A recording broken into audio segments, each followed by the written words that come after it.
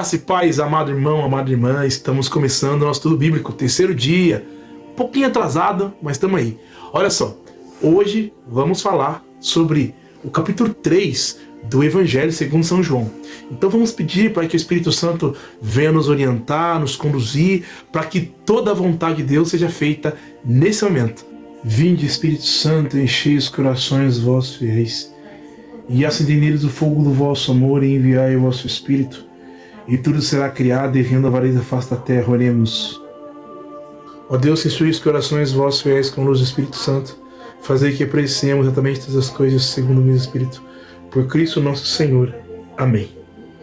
Amado irmão, amada irmã, toma comigo a tua Bíblia, o teu caderninho, e vamos juntos para o nosso estudo bíblico. Vamos lá. João, capítulo 3.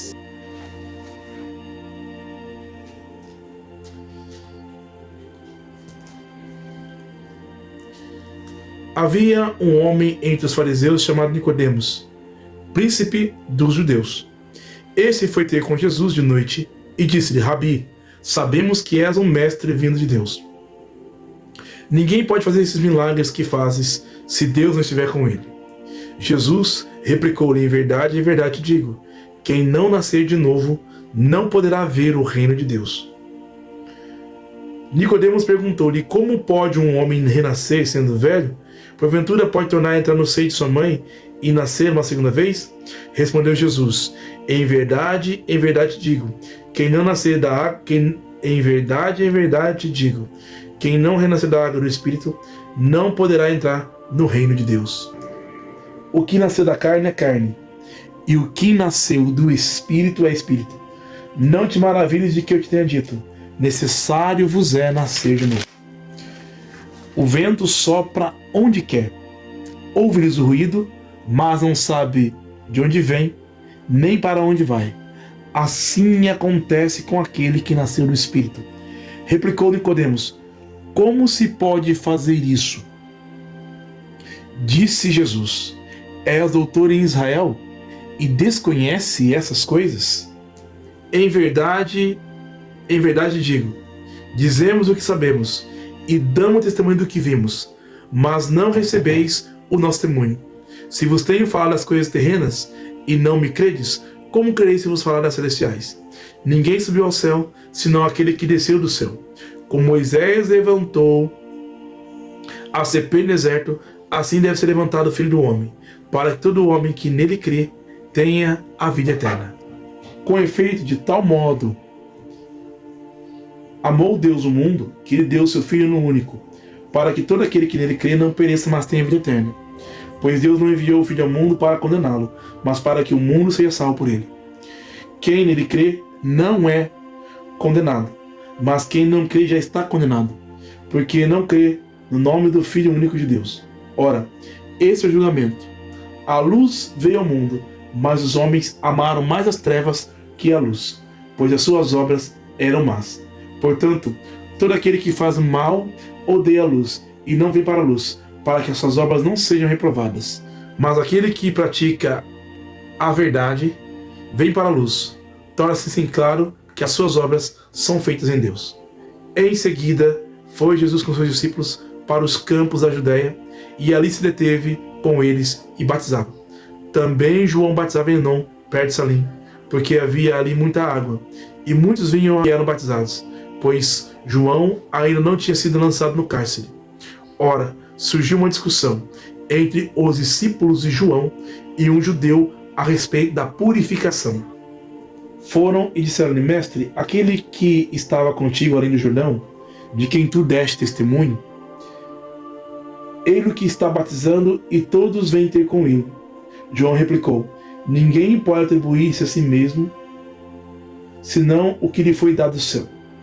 Vós mesmos sois testemunhos de que disse: eu não sou o Cristo, mas fui enviado diante dele. Aquele que tem esposa é o esposo. O amigo do esposo, porém, está presente e ouve e regozija-se sobretudo com a voz do esposo. Nisso consiste a minha alegria, que agora se completa. Importa que ele cresça e que eu diminua. Aquele que vem de cima é superior a todos. Aquele que vem da terra é terreno, e fala de coisas terrenas. Aquele que vem do céu é superior a todos. Ele testemunha as coisas que viu e ouviu, mas ninguém recebe o seu testemunho. Aquele que recebe o seu testemunho confirma que Deus é verdadeiro. Com efeito, aquele que Deus enviou fala a linguagem de Deus, porque ele concede o Espírito sem medidas. O Pai ama o Filho e confiou-lhe todas as coisas.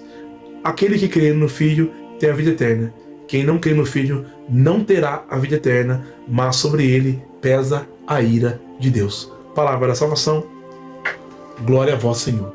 Amados irmãos e irmãs, então vamos entender o contexto dessa palavra da Escritura.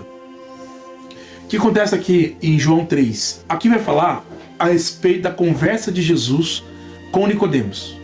Primeiro, precisamos entender quem é a pessoa de Nicodemos. A origem do nome Nicodemos é origem grega e significa conquistador do povo. Nicodemos é mencionado exclusivamente aqui no livro, no Evangelho segundo São João. Nicodemos faz parte do grupo religioso dos fariseus. Quem são os fariseus? Os fariseus são aquele povo religioso, uma seita religiosa, pode dizer assim também, que é um povo que se intitula separados. A sua fé gira em torno do estudo da lei, da Torá, né, de Moisés, da lei oral, e eles tinham a crença na ressurreição. Então Nicodemos fazia parte do conselho desse grupo, que tinha o nome de Sinédrio. Então Nicodemos era um dos principais dos fariseus e ele era príncipe dos fariseus, ou seja, fazia parte do Sinédrio, desse povo que era os fariseus. O texto vai narrar que Nicodemos, ele vai ao encontro de Jesus de noite, à noite. Por que Nicodemos vai ao encontro de Jesus à noite? Justamente porque Nicodemos, por ser um sacerdote da lei, ele tinha medo e também receio de que os seus compatriotas o vissem conversando com Jesus. Porque Nicodemos considerava Jesus também um mestre e um doutor. Por isso ele procura Jesus de noite para conversar com Jesus, para não ser perturbado por seus colegas e amigos do conselho, do sinédrio dos fariseus. Jesus, ele vai dizer a Nicodemos no versículo 3: em verdade digo, quem não nascer de novo não poderá ver o reino de Deus. É interessante esta frase, esse versículo, porque Jesus estava falando de um nascimento espiritual. E Nicodemos entendeu como sendo um nascimento carnal, ou seja, uma criança que está no útero da mãe e nasce de novo. Isso não é possível. Jesus falou para ele: o que nasceu da carne é carne, o que nasceu do espírito é espírito. Tá no versículo 6. Então eu falo para você, grifa aí o versículo 3, o 5, o 6, que são respostas de Jesus e o convite de Jesus para Nicodemos renascer da água e do espírito.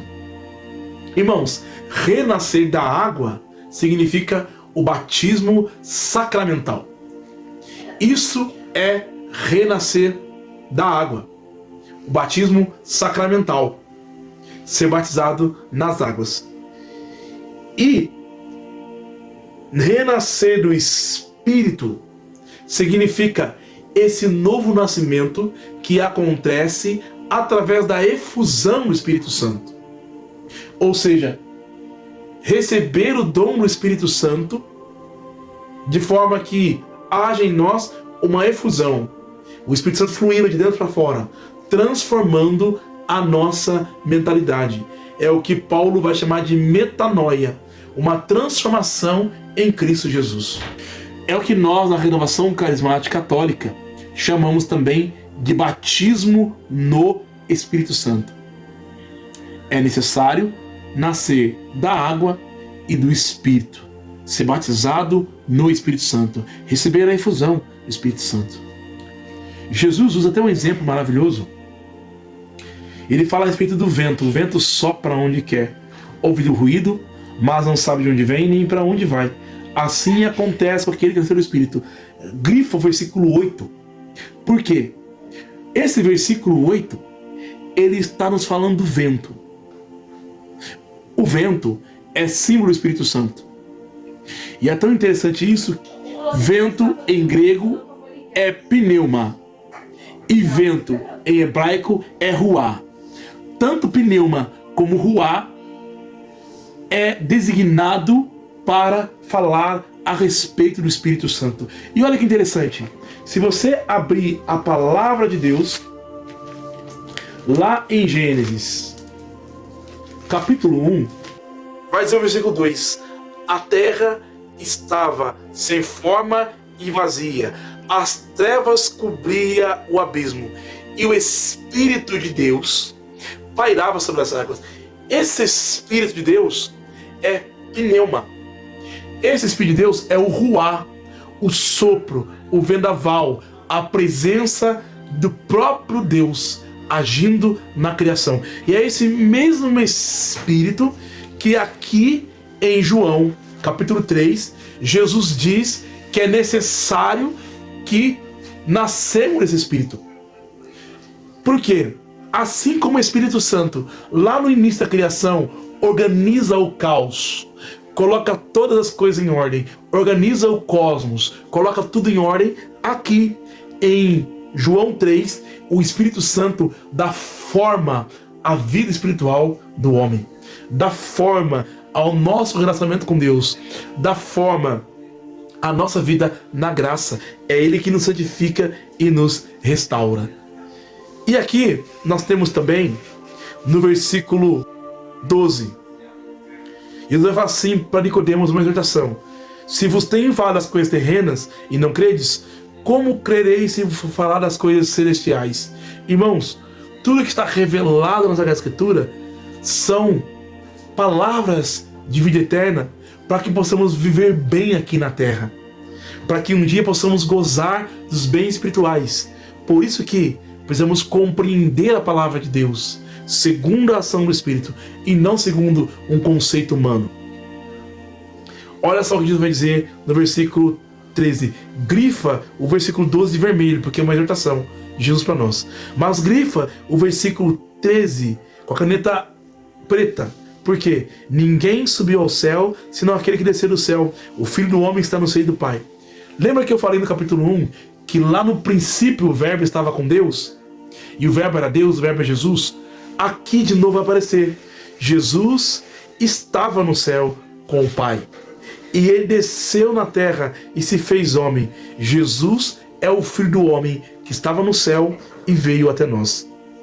No capítulo 3, versículo 14, vai dizer assim que Moisés tinha mandado prender na ponta de um suporte uma serpente de bronze.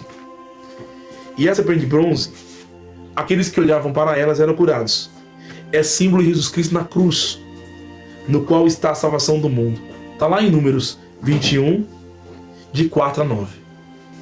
Versículo 16 e 17 é uma mensagem de Deus para nós. Risca de azul, com efeito de tal modo, Deus amou o mundo, que Ele deu seu Filho único, para que todo aquele que nele crê não pereça, mas tenha a vida eterna. Pois Deus não enviou seu Filho ao mundo para condená-lo, mas para que o mundo seja salvo por ele. Versículo 18 e versículo 19 são uma exortação. Crer no Filho é condição para ser salvo. Crer que Jesus Cristo é o Senhor e confessar Jesus Cristo como Senhor é condição de salvação.